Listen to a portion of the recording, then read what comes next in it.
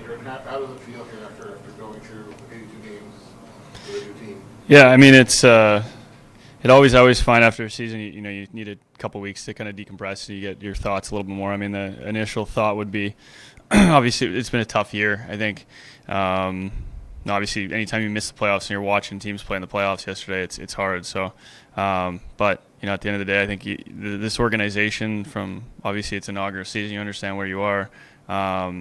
You know, it's been first class. I mean, from the organization to the owners to everything, it's the amount of money and the commitment that they put into this team and from the fan base. It's been unbelievable. So, you know, I just look forward to continue to build and be a part of that. And you know, obviously, I think there's going to be a lot more better days ahead of us. It feels like there is a legit sense of optimism maybe the way the second half went for you guys moving into next year. Yeah, I thought we started to definitely play a little bit better. And on that, but I just consistently, we were consistently playing better. You know, I think I said this a few weeks ago. You know, you're never as far out of it as you think you are. And, you know, once you get to that point and getting over that hump is the hardest part. And I feel like that's where we kind of are right now. So, you know, obviously there'll probably be some changes in the summer and everything just to make us better. And you know, like I said, I think there's better days ahead. Where do you think one area of improvement is that you guys can make, even with some new players coming in, because you got to build Yeah. chemistry again? Well, I mean, it's hard to say. I mean, I don't know who's going to come in or what's going to happen. But you know, you look at the way that we played. I think obviously offensively we need to find a way to score more goals and you know you need to find a way to keep the puck out of your net. It's just that simple. You know, and doing that, whether it's you adding pieces or just guys coming back and being better, and the fact that we've had a year under our belt and kind of have some groundwork helps a lot. So. I think the biggest part is just trying to continue to get better. I think you don't want to take steps back. You want to just keep building. A couple guys have talked about wanting to get more consistent. Mm-hmm. How do you get more consistent? What goes into that? Well, I think if you look at the last 10 games, I mean, you look at some of the periods we played, and you're up 2-3-0. And then all of a sudden you take your foot off the gas, you're sitting back, and that's all teams need to get into games. And when you think you go into being more consistent, I think just playing in the situation how you did in the first couple of periods, the whole game. You do that, you set yourself up to maybe take over a game more and not, if anything, it's just not sitting back. So no, that I think it's almost a learning thing.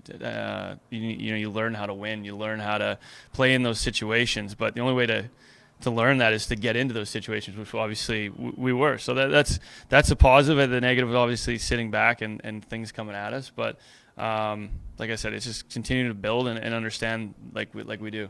It sounds like that's a very individual exercise, but also something that you guys can work on as a group. Is that encouraging each other? Is it teaching moments? How does it grow?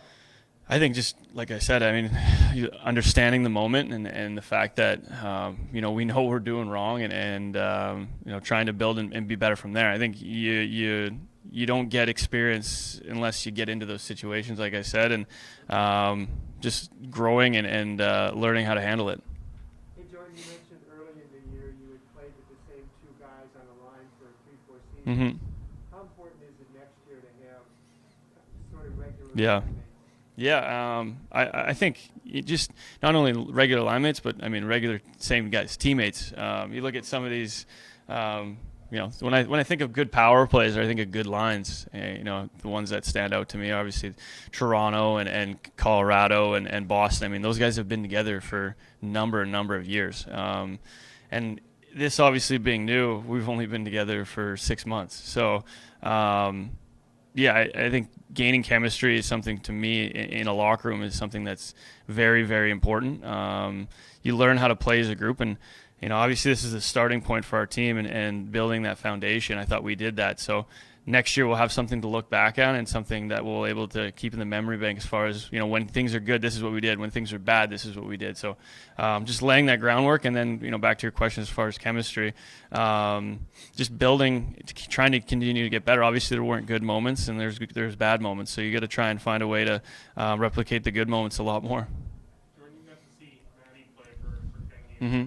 Down the stretch here. 9 points in 10 games, but what kind of stood out to you about him jumping into the mix here and joining in your impression of him? Yeah, I think the biggest thing for me is just, I mean, his confidence at such a young age, which is really impressive. He kind of stepped in. He didn't shy away right off the bat. He came in and, he played as well as I think he could. So for him, I think the biggest thing is just to bring that same confidence into next season and run with it. So I mean, he's obviously a great talent. I think the biggest thing that stands out too, and is on ice is his how smart he is too on the ice. He reads the ice well, and he sees a lot of plays that a lot of guys don't. So he's only 19. He's going to get bigger and stronger, and obviously get better. So just try and be here to help him as much as I can.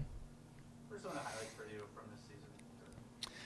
I think the biggest highlight for me is just obviously the fans. They were unbelievable. I don't think I've played in front of an organization a fan base that just really got behind the team through wins and losses. That was the biggest thing. I mean, I've been in teams where the fans have been amazing, but you lose and it goes the other way, and they didn't do that. They didn't do that here. I think they're just so excited to have a team. So we want to try and win for them.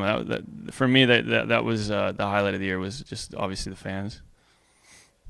It's a couple weeks old now, but what's the story behind your stick on your goal in the last Colorado?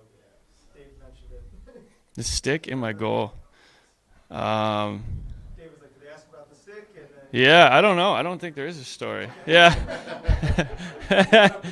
Okay, that's funny. How much are you looking forward to having sort of a more routine, normal off-season this year after Yeah. expansion draft, moving, all those things? Yeah, I mean, you look at the last three for me. Last year, the conference finals, and obviously the season ended later because we started later. I mean, I only had like 3 weeks, and then the year before that was COVID. So it'll be nice to have a full off season just to refresh. Even just to get your mind back to square one. At that time though, it's hard. When you're watching these playoff games like yesterday, and you're not in it. So if anything, it just adds extra motivation into how you train this summer and skate and get ready for next year. Thanks, everyone.